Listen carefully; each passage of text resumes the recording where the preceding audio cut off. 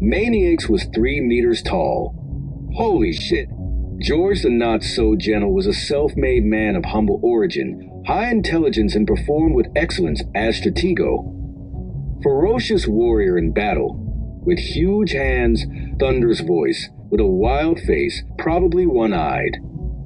It caused fear and awe to enemies, friends, bystanders, cattle, stray dogs, old ladies, whales.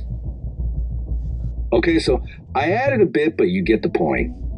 Back to Sellows. His problem was that he was violent, cruel, arrogant, and he was extremely rude to everyone. Did I read that correctly? Yeah. His problem was that he was violent, cruel, arrogant, best part, and he was extremely rude to everyone. Even the Varangians.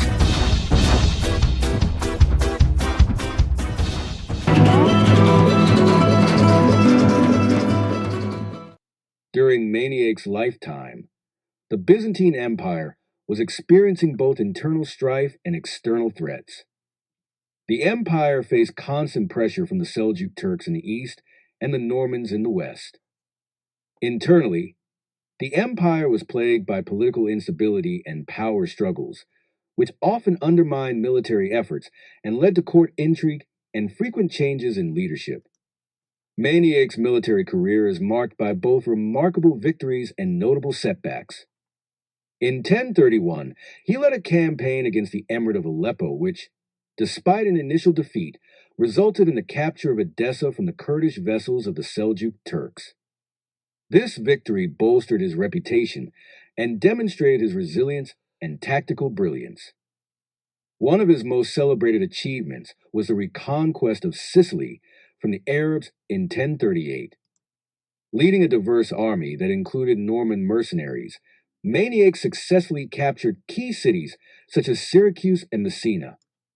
However, his campaign was cut short due to political machinations by his most significant adversary, Romano Scleros, who wielded considerable influence over Emperor Constantine IX. This political sabotage led to Maniakes' recall. This wasn't all that new. Maniakes' career was marred by intense rivalries and court intrigues. Scleros' machinations led to Maniakes' imprisonment and eventual rebellion against the emperor. He returned from exile by the Empress Zoe in 1042. She had sent him to his estate. In 1043, Maniakes' troops declared him emperor and his army marched towards Constantinople. This is what went down as according to Skylitz's account. Quote, Maniakes assumed the imperial insignia and was proclaimed emperor. He embarked his troops and passed over into Bulgaria. When the emperor learned of this, he was far more troubled than one might imagine. He sent Maniakes a letter telling him, and those with him not to be afraid, exhorting him to lay down his arms and promising him a totally benign reception. But Maniakes was not to be diverted from his goal. The emperor therefore assembled what forces were available, appointed as commander plenipotentiary the Sebastophoros Stephen, the man who had brought the news of Maniakes' elevation to emperor to Monomachos at Damocrania, and sent him against the apostate. The expeditions encountered each other at the place called Ostrovos in the Marmarian. There was an engagement in which Stephen's troops were defeated with Maniakes himself leading the charge, cutting through their ranks, and they too acclaimed him emperor. But even as this was happening, he fell from his horse and died.